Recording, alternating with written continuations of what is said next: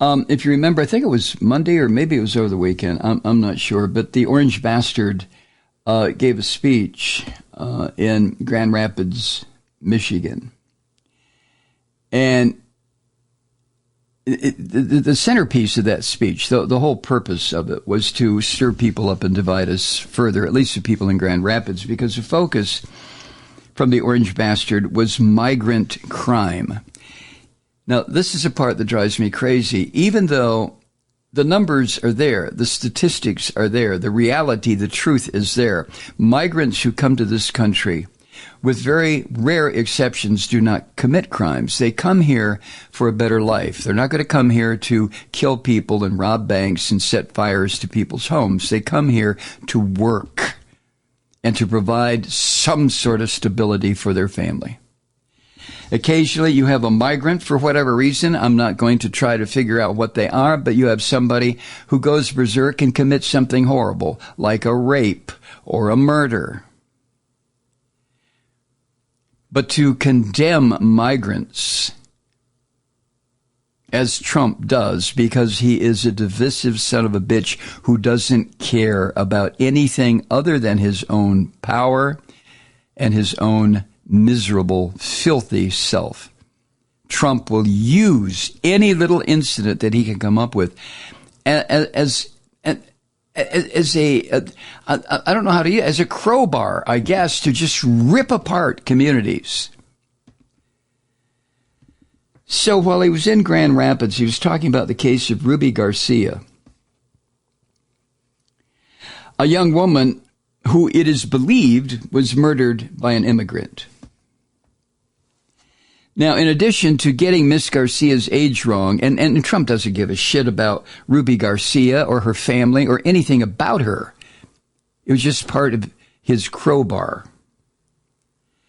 And aside from getting her age wrong in his speech, he also lied about speaking to Miss Garcia's family.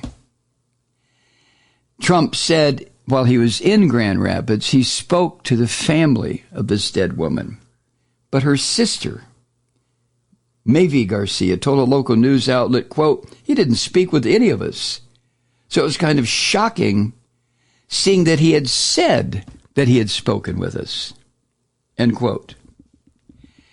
Now, a columnist for USA Today wrote on X, quote, "Trump has done more abhorrent things than I can count.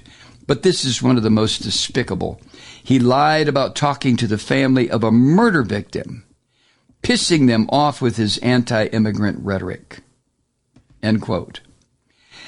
And a former Chicago Tribune editor, Mark Jacobs, he wrote, quote, "Trump lied about meeting with the family of a slain woman because he's a liar who exploits human misery, and the people who support him are partners in his despicable conduct," end quote.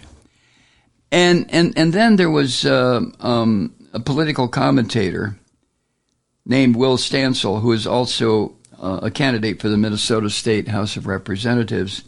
Will wrote this, quote, "Trump doesn't care about the people he uses for his demagogic rants. They're completely disposable. He just needs fuel to fire up his hate mob so he can stay the center of attention," end quote. And then a filmmaker named Melissa Peltier, she wrote, quote, "Who is surprised that he would use crime victims as props and lie about them to boot," end quote. There's more here. I forget where I got this collection of quotes. It may have been from rawstory.com. I guess that's where it was from. And then one writer posted on X, I believe, quote, "I'm old enough to remember Howard Dean making a weird noise in a post-primary speech, and it ended his career as an elected official. This asshole," referring to Trump, "is in the running for worst human ever, and Republicans swear he's like Reagan and Jesus had a baby?" End quote. when Howard Dean he was excited because he won, I don't know what, he won Iowa caucuses or some primary way back in the day. And he shrieked his joy, and the Republican Party immediately pounced on that and made Howard Dean look like a banshee or a vampire, and that ended his career.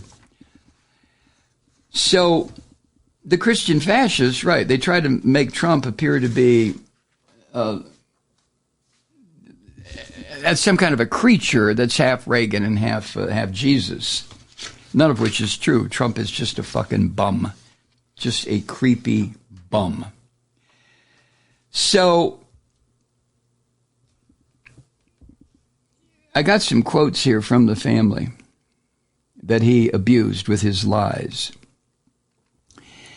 He held that campaign rally in Grand Rapids to drum up support and to divide that community even further with his hateful rhetoric.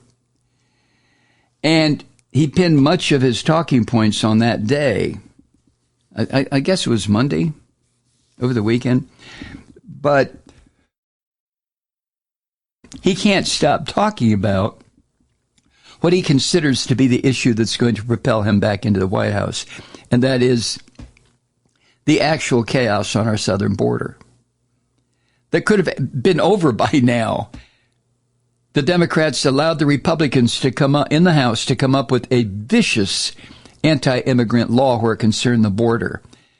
And Trump told this pukey little bastard Speaker of the House, don't you dare let that go through. You'll take away my issue. So Mike Johnson just immediately curled into a fetal position at Trump's feet and said, okay, master. Anyway, he was talking about the situation we have, and it's a very real situation at our southern border. He refers to it as Biden's border bloodbath. And then he spoke about the death of Ruby Garcia. And he said this. It was in her hometown. It was in Grand Rapids. He said, quote, she lit up the room. I've heard that from so many people. I spoke to some of her family. End quote. Malloy Garcia said, when she talked to a local news station, she said, quote, he didn't speak with any of us. So it was kind of shocking seeing that he had said that he had spoken with us and misinforming people on live TV. End quote. Now, the woman who was murdered, 25-year-old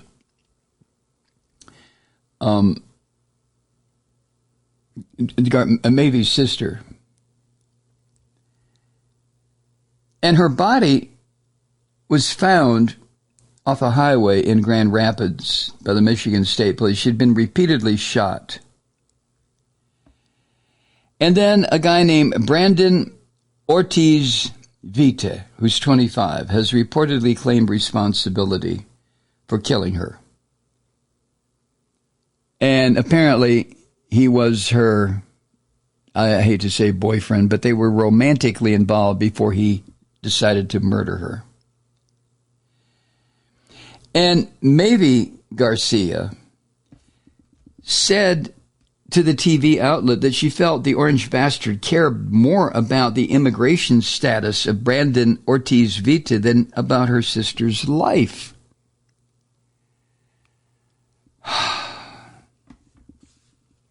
But that's Trump. Trump doesn't give a shit about Ruby Garcia. He doesn't care about anybody, living or dead. If his adult children all drop dead tomorrow, he wouldn't give a fuck. He would probably figure out a way to try to blame Biden for it. And then go ahead raising money, probably selling pictures online of his dead children. That's Trump. Hi, Truth Seekers. Mike Malloy here. You know, the Progressive Voices Network brings you commercial-free commentary from today's leading progressive radio hosts and pundits, like me, Mike Malloy, 24 hours a day. I'm not your typical old guy from the 80s or the 90s talk radio host, and Progressive Voices is not your typical talk radio network. It's a listener-supported nonprofit with no corporate control whatsoever over our broadcast. So hosts like me, Mike Malloy, are free to rant and scream and carry on about whatever we like. We're often controversial, but we're never boring. Weeknights, 9 p.m. in the East, 6 p.m. in the West on the Progressive Voices Network. Always progressive, always on. I'm Mike Malloy. Keep it lit.